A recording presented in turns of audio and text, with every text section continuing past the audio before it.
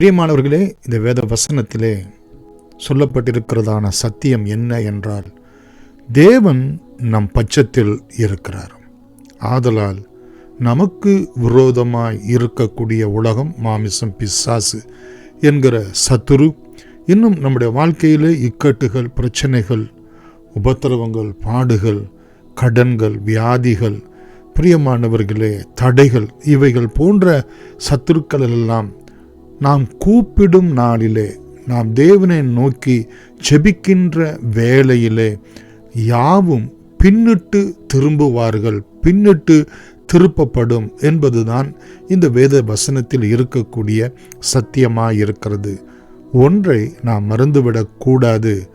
தேவன் நமக்காக இருக்கிறார், நம்மோடு கூட இருக்கிறார். நம் பட்சத்திலே பிரியமானவர்களே நமக்கு உதவியாக, நமக்கு சப்போர்ட்டாக, நமக்கு ஆதாரமாக இருக்கிறார். மாத்திரமல்ல, இங்கே ஒரு நிச்சயம் சொல்லப்படுகிறது. தெய்வீக பிரசன்னமும் தேவனுடைய தயவும் நம்மோடு கூட இருக்கிறது என்று. தேவனுடைய ஒத்தாசை நம்மோடு கூட இருக்கிறது. அவர் நம்மோடு கூட பிரியமானவர்களே உடன்படிக்கையின் ரிலேஷன்ஷிப், ஐக்கியத்தை, உறவை நம்மோடு கூட கொண்டிருக்கிறார் என்பதையும் நாம் மறந்துவிடக்கூடாது. ரோமர் 8ஆம் அதிகாரம் 31வது வசனத்திலே நாம் பார்க்கிறோம், கர்த்தர் நம் பட்சத்தில் இருக்கிறார், நாம் யாருக்கு பயப்படுவோம் என்று அங்கே சொல்லப்பட்டிருக்கிறது. பிரியமானவர்களே, தேவன் நம்மோடு கூட நம் பட்சத்திலே இருந்தால் நமக்கு விரோதமாய் இருப்பவன் யார் என்று. இன்னும் 1 யோவான் 4ஆம் அதிகாரம் 4வது வசனத்திலே நாம் பார்க்கிறோம், உலகத்தில் இருக்கிறவனிலும் ஒன்னிலே இருக்கிறவர் பெரியவராயிருக்கிறார். நீங்கள் தேவனால் உண்டாயிருந்து, தேவனால் ரட்சிக்கப்பட்டு, தேவனுடைய பிள்ளைகளாக மாற்றப்பட்டு, மறுரூபமாக்கப்பட்டு இருப்பீர்கள் என்றால், பிரியமானவர்களே, இப்படிப்பட்ட சத்துருக்கள் யாராய் இருந்தாலும் அவர்களை நாம் ஜெயிக்கிறவர்களாக இருக்கிறோம் என்றும், நமக்குள் இருக்கிறவர் அவர் பெரியவராய் இருக்கிறார் என்று அங்கே நாம் பார்க்கிறோம். மாத்திரமல்ல, எபிரேயருக்கு எழுதின நிருபம் 13ஆம் அதிகாரம் 6வது வசனத்திலே, கர்த்தர் எனக்கு சகாயர், ஆதலால் நான் பயப்படேன், மனுஷன் எனக்கு என்ன செய்வான் என்று சொல்லலாமே, தைரியம் கொண்டு என்று அங்கே நமக்கு சொல்லப்பட்டிருக்கிறது. அவர் நமக்கு உதவியாளராக, நமக்கு உதவி செய்கிறவராக, நம்மை சப்போர்ட் பண்ணுகிறவராக அவர் இருக்கிறவராகவே இருக்கிறார் என்று அங்கே நாம் பார்க்கிறோம்.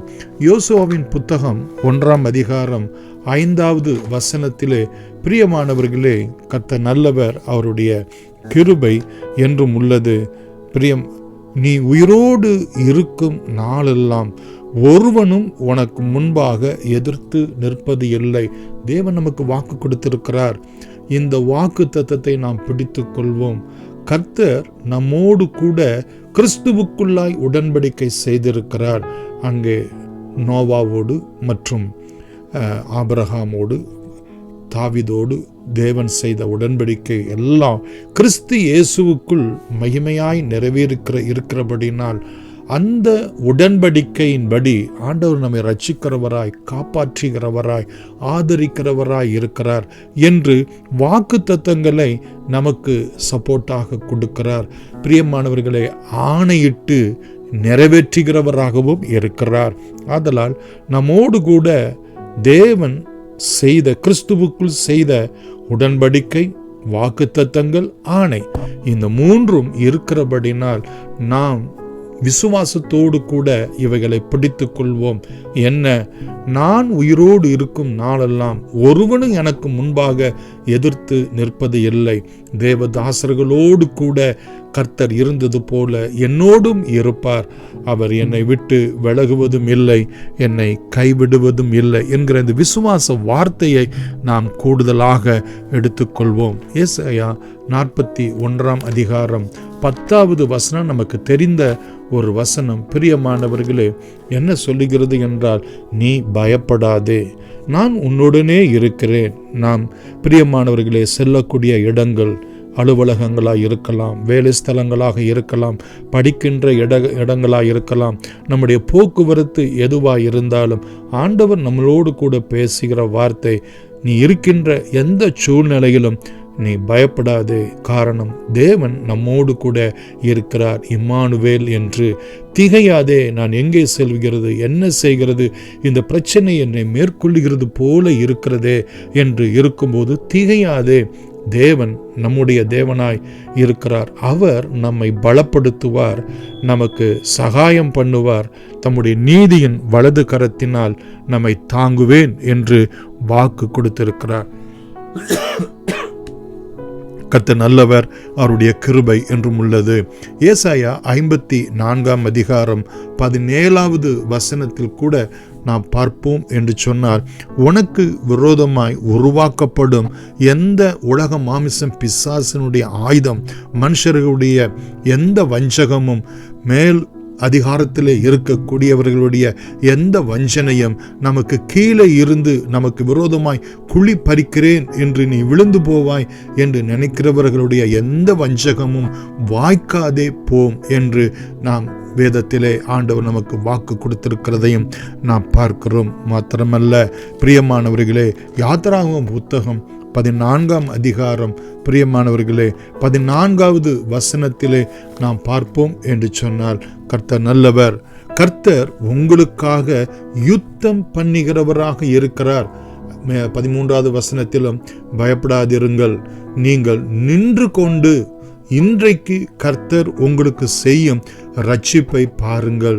உங்களுடைய சரீரத்துக்கு விரோதமாய், உங்களுடைய ஆத்துமாவுக்கு விரோதமாய், உங்களுடைய பிள்ளைகளுக்கு விரோதமாய், உங்களுடைய குடும்பங்களுக்கு விரோதமாய், உங்களுடைய ஒவ்வொரு பிரயாசங்களுக்கும், எதிர்காலத்துக்கு அடுத்த காரியங்களுக்கும் விரோதமாய், பிரியமானவர்களே, இந்த உலக மாமிசம் பிசாசு செய்யக்கூடிய எந்த ஒரு சூது வாது தடையாய் இருந்தாலும் அவைகளுக்கு விரோதமாக கர்த்தர் உங்களுக்கு செய்யும் ரட்சிப்பை பாருங்கள்.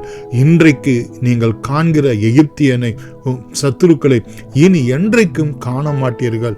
கர்த்தர் உங்களுக்காக யுத்தம் பண்ணுவார், நீங்கள் சும்மா இருப்பீர்கள்.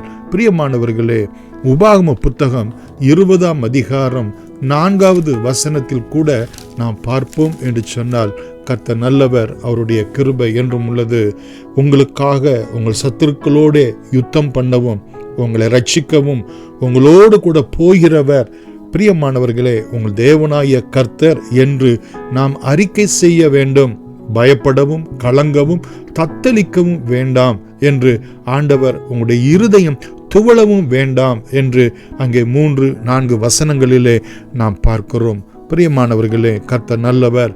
இன்னும் 2 நாளாகம புத்தகம் 20 அதிகாரம் 17வது வசனத்திலும் நாம் இதை நாம் பார்க்கிறோம்.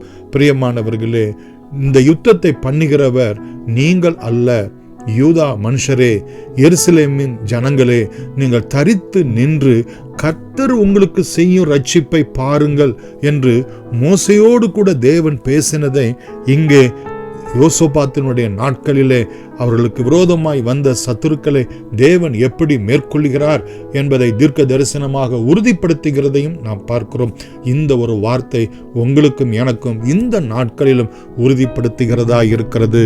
நீங்கள் தரித்து நின்று கர்த்தர் உங்களுக்கு செய்யும் ரட்சிப்பை, பாதுகாப்பை, மீட்பை, விடுதலையை பாருங்கள். பயப்படாமலும் கலங்காமலும் இருங்கள். நாளைக்கு அவர்களுக்கு எதிராக புறப்படுங்கள். கர்த்தர் உங்களோடே கூட இருக்கிறார் என்று இங்கே நாம் பார்க்கிறோம்.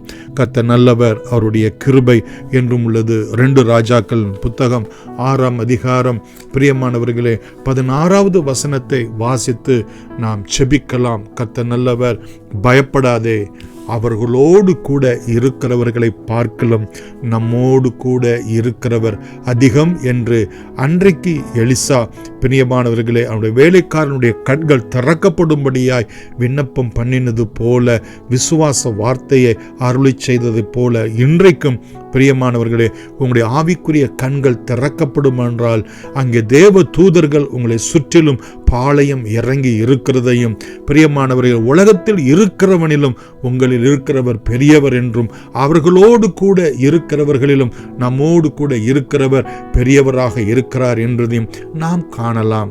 கண்களை மூடி நாம் செபிப்போம். அன்புள்ள இயேசு சாமி, நீர் எங்களை நம்ப பண்ணின இந்த ஜீவ வார்த்தையின்படி எங்களோடு கூட நீர் உடன்படிக்கை செய்து இப்படிப்பட்ட வாக்குத்தத்தங்களையும் கொடுத்திருக்கிறது நிமித்தமாய் எங்களுடைய வாழ்க்கையின் ஒவ்வொரு பகுதிகளிலும் பிள்ளைகளோடு, பிரியமா ஆண்டவரே, பெரியவர்களோடு, குடும்பத்தில் இருக்கக்கூடிய சகோதர சகோதரிகள் ஒவ்வொருவரோடு கூட கர்த்தர் எங்கள் பட்சத்தில் இருக்கிறார் என்று நாங்கள் விசுவாசத்தோடு கூட எங்கள் வாழ்க்கையிலே உம்மால் அருளக்கூடிய ரட்சிப்பையும் ஜெயத்தையும் இன்றும் என்றும் வருகை பரியந்தும் காண எங்கள் கண்கள் திறக்கப்படுவதாக. இயேசுவின் நாமத்தில் பிதாவே, ஆமேன். God bless you.